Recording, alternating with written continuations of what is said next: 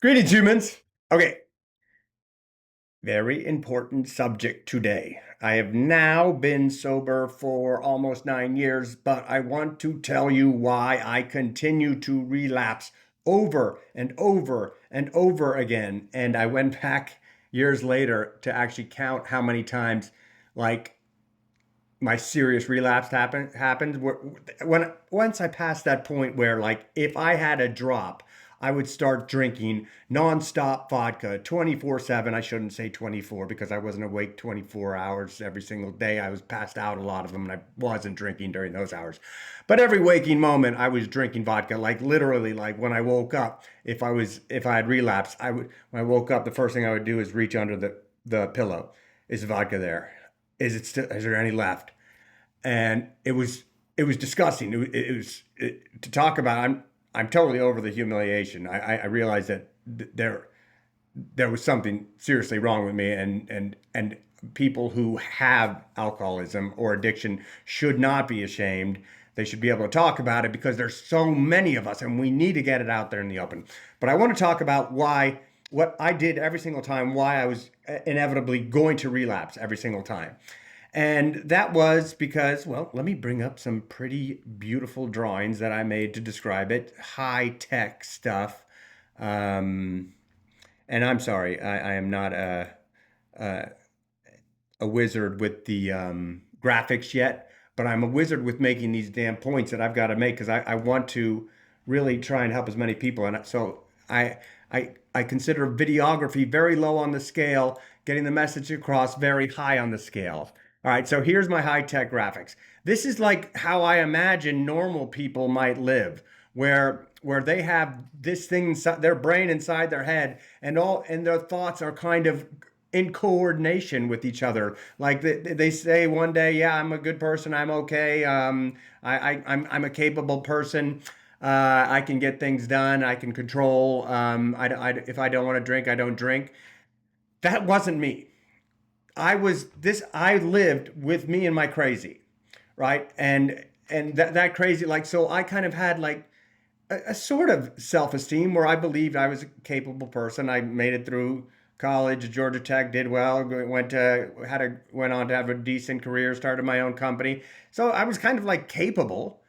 But then there was another part of me that inside me that would scream, "You're a piece of shit. You're not good enough. They hate you. You can't handle this. This world is scary. You shouldn't go talk to them." And the response every single time was, well, instead it was like, drink. So it was like, "You're a piece of shit. Drink. You can't handle this. Drink." And they hate you. Drink. You haven't done enough. Drink.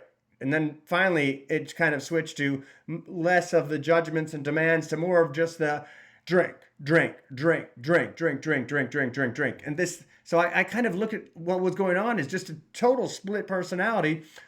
One that hated me and wanted me to drink no matter what to escape this horrible world, and another one that I liked.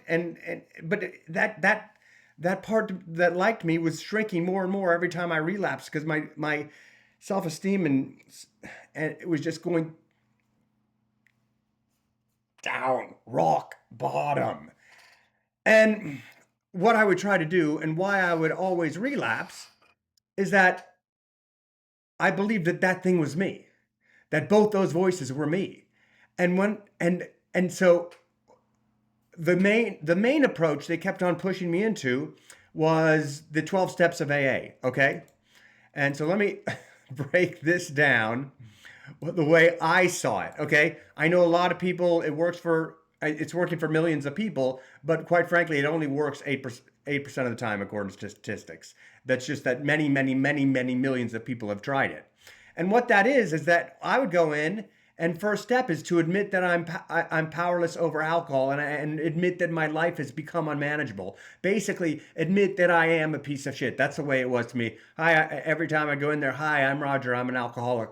And when I said that, I basically, to me, inside my head, I was like, "Hi, I'm Roger. I'm a piece of shit." And so it made me feel worse about myself every single time. But don't worry, because they tell you in step four, just write down all your inventory, write down all the reasons why you're fucked up. And that's what I did. I made a long list, It's called your inventory. And, it was many, many pages of how screwed up I was. It was all me. And then I had to tell my sponsor about how screwed up I was. But good news around the corner, because after you do that, after you admit to yourself, you hand that on to God. You make a connection with the God of your higher power. And I was brought up in the church. But I remember ever since an early age, the church was like, none of this stuff is clicking with me. I never felt that connection. I guess like the way the stories were told to me in church was like, hey, you have to believe that this Noah's Ark thing really happened. You have to believe this burning bush thing. You have to believe this Jonah and the whale. And it's really sounded like mythology to me. And so I was just a doubter and said, I know that, and I know there's a lot of really intelligent Christians out there that just, don't take the Bible literally, or some even that do.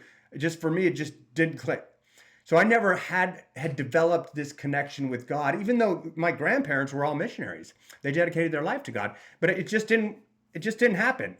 I'm not saying I, I wish it did. I wish that I could have had that connection with God, because that could have saved my life, because I was desperately looking to make that connection for years. And I finally found a God of my understanding. But yet, still, this God in around step 6, 7, 8, whatever, is supposed to come in and take away all my fucked upness. But that never happened. So there I was, stuck, me and my split personality there. And because that connection didn't happen, the 12 steps of AA actually put me in a worse scenario. Because right in the first thing, I admit, hey, I'm a piece of shit. Okay, but now someone's going to come and take that away. That doesn't work. So it made me feel so much worse about myself. And so I guess the point of this video is to say, don't do why this guy relapsed. And that was the reason I kept on relapsing, is because I kept on believing I was the piece of shit. There wasn't something else wrong. So forgetting about the 12 steps, you go on to, I went on to other programs like the cognitive behavioral therapy approach, CBT. And this started ringing some bells for me, because it's like, hey, what you do there is just to say, you're not the piece of shit, you're just fine, but your mind has got a whole bunch of warped, distorted, crazy ass thoughts. But in order to access this approach, you need about 6 months with a therapist, so a therapist can come in and get to know you, right? And it costs a lot of money and it costs a lot of time. And guess what? I never made it 6 months sober. So that approach wasn't going to work for me, although probably it would have if I had the time.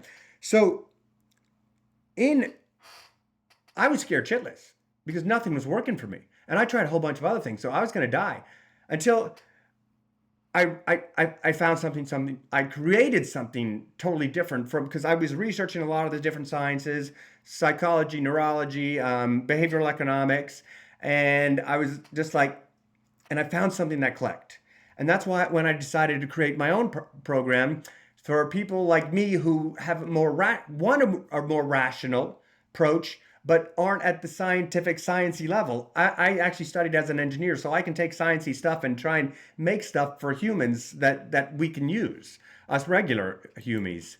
All right, so what I did, and the secret for me become that I had to separate from this crazy, that I was just fine. There was this other thing going on inside of me that was full of shit.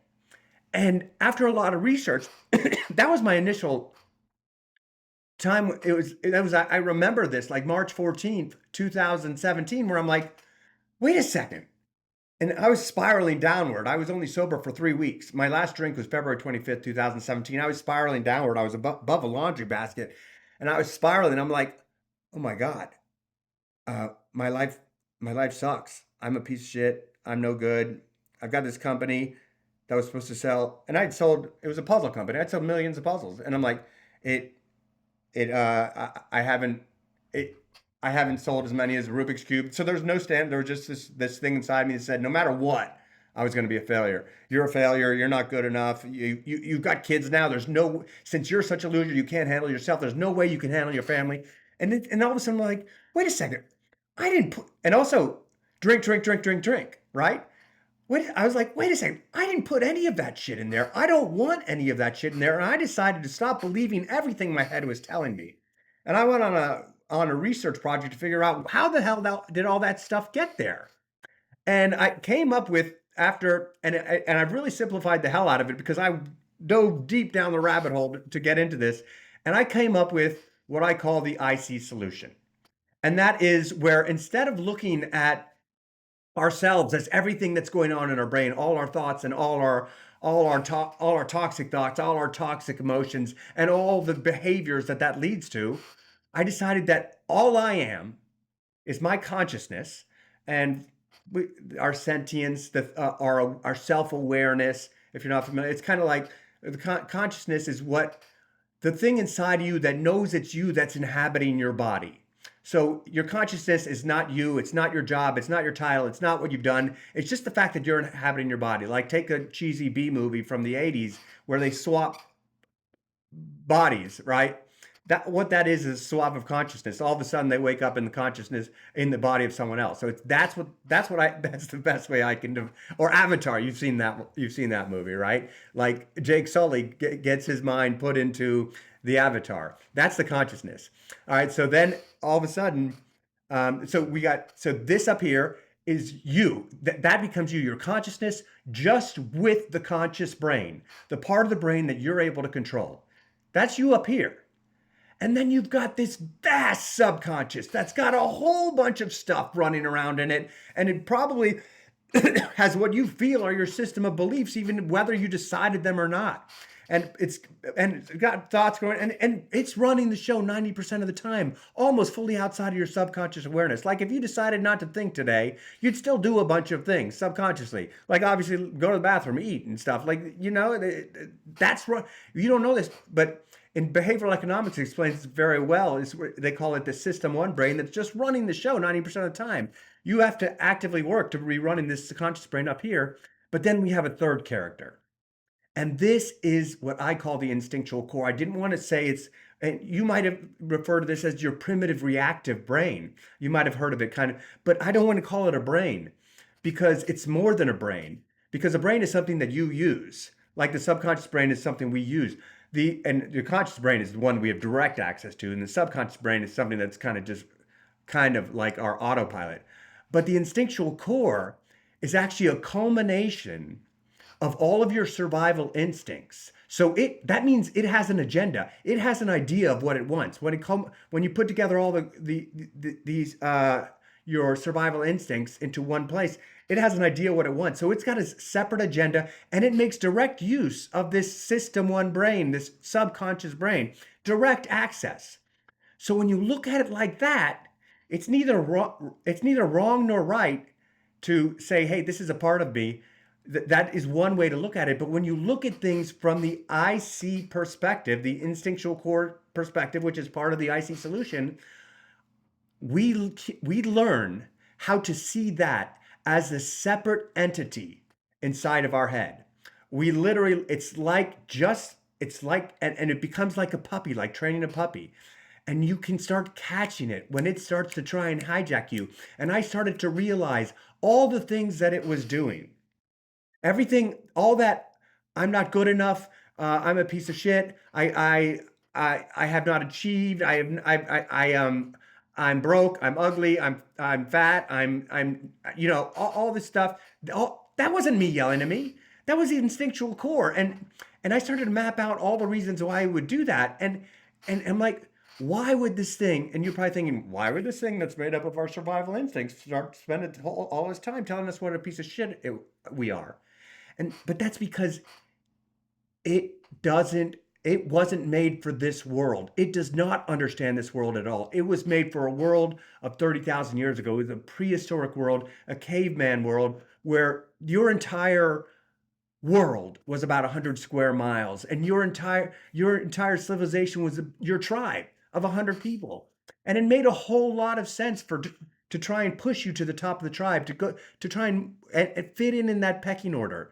But now it's still trying to push you to the top of the tribe, but your tribe has jumped to 8 billion people, and this area where it's scanning for threats has gone from 100 square miles to globe, world, earth. So it just doesn't get it. It cannot adapt to this world. So that's when you start to look at it. And when I start to look at it as separate, I can make any change I want in my life. And it was like, boom. And like when I had these like initial concepts, I never wanted to drink again. Is like the hardest thing I've ever had to do was quit drinking. And when I figured this out, when I came up with the initial concepts, it was gone like that. So, and I'm not saying it's going to leave for you instantaneously, but I've started to make other changes and I'm working on a whole bunch of different things like getting my diet right, working on an exercise program, launching the IC solution to the world, getting rid of my camera anxiety. Like I started making videos 37 days ago where I started going on the fly videos. And the first time I got up here, I was scared shitless to get in front of this. And now I'm totally comfortable and I'm so excited to get all these thoughts out of my head. Like, and it still sends like a little bit of adrenaline, which before was just total dread, but now it's moved more towards the excitement and it gets me excited to do these videos. So this is the IC solution. But what I told you in the beginning, I was going to tell you why this alcoholic continued to fail. And that was because I never separated from my crazy. But I do not want to down talk the 12 steps. If you are one who is able to make this conscious connection with God, then I absolutely recommend for alcoholism. They've got it for Emotions Anonymous, Gamblers Anonymous, Narcotics Anonymous, Cocaine Anonymous, Sex Anonymous, all that stuff. If you can make that connection with God, you can make lots of changes there. Or if you've got a whole bunch of money and a whole bunch of time, you can make a lot of changes in cognitive behavioral therapy and a lot of other things. But this is something where we can work on ourselves nonstop, 24/7, because I've developed a system, a back end system where we can all come meet together. You can set up your overriding decisions, and I'll show you kind of what my overriding decisions that I've set up on my IC goal tracker where whenever, and I recommend whenever you're working on more than one goal at a time, I recommend you first by separating from your instinctual core because it is by remembering. That's the trickiest part is to continue to remember that you're separate from this thing inside of you that's trying to push you like it's like a co-pilot, a drunken co-pilot pushing you in the wrong direction. And I'm tracking my overcome anxiety. That's not overcome social anxiety. I had overcome my social anxiety a long time ago. That was one of my biggest things why I drank, and I realized that was total bullshit. But the overcome anxiety was still the overcome anxiety of the camera because the instinctual core sees talking to the camera as like talking to 8 billion people, and I know not many people are watching at all. But the instinctual core is an idiot, right? It thinks that when you're talking to anyone, you're going out of your place in the tribe. Start something new. The instinctual core is like, well, who the hell do you think you are to start something new? And once you sit in bed, overcoming unhealthy nutrition, the instinctual core, of course, it wants you to eat what's delicious because 30,000 years ago, what was delicious was the healthiest thing on the planet. The healthiest things on the planet. There were not all these engineered foods that make you uh, crave them and that are absolute poisons for us. So with this, we learn that just because something's delicious, we learn to override delicious for nutrition. That's what I've done. Start an exercise program. Why would instinctual core want you not to start an exercise program? Because they want you sitting on your butt, saving energy for when that saber-toothed tiger is actually chasing you, or when you got to go chase down that buffalo. And then, of course, you see all these have a date of October 15th of this year, 38 days ago. But that's when the IC Gold Tracker was finally ready. And I can't believe how well it's working for me. But that's when I put alcohol addiction too. But I put that at a priority, lowest priority is one. And I never ever have a thought of alcohol. I mean, I see alcohol all the time, but I don't have a thought of drinking it. Like there'll be a thought like, yeah, I could have that. And who the fuck knows? Maybe I could have it. There's no way I'm putting that to the test because I don't need it. It was just that was the immediate gratification I needed to get out of my total disharmony with the world, the total discomfort I always felt that I carried with me all the time, and now I have none of that, and I'm actually happy for the first time in my life. Well, first time I've been happy for 8.5 years. Well, before I was seeking, I sought a lot of pleasure. Anyways, that's what I got. So uh, remember, point of this is if you're relapsing and you can't make that connection with God, don't be doing the AA program. Find something different. It doesn't have to be this, but find something so that you can separate from that other voice, that mean voice that's telling you that you need this because your life is crap. Because your life isn't crap. Anyone in this world is that's lucky to be in a first world nation, has it so much better than the millions of years of people that came before us that literally had to struggle for every single meal. Yeah, that's what I got. I can help you through this. I've set up a system. I'm not a therapist. I've set up a system where this week I can teach you how to self-help yourself. And it's here all the time so that you can work on yourself. We have meetings to work together and hold each other accountable. And it's awesome. That's all I got. Okay. Like this video, please, to spread this to the world and subscribe. Press that subscribe button because that helps. Yeah. But most importantly, come to instinctcenter.com. See it up here, instinctcenter.com. And just click on the homepage. You can see how the IC solution saved my life, but I did that a little while ago, and this video is probably much better than that.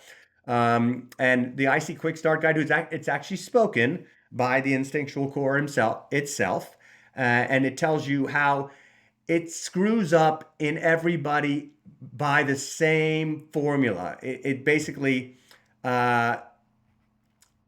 it uses the same user's guide, so you can start to understand it's doing. It just messes up in different people in different ways, but it's the same underlying template, the same user's guide, so that you can figure out, you can start to dissect where it's going wrong in you and to start to fix yourself. Okay, so yeah, that's all I got. Love you. Peace out. I'm not going to go back and go and take out all my ends and ums and buts. I'm going live with this so we can get as many videos out as possible. But thank you for joining me. I'll see you tomorrow.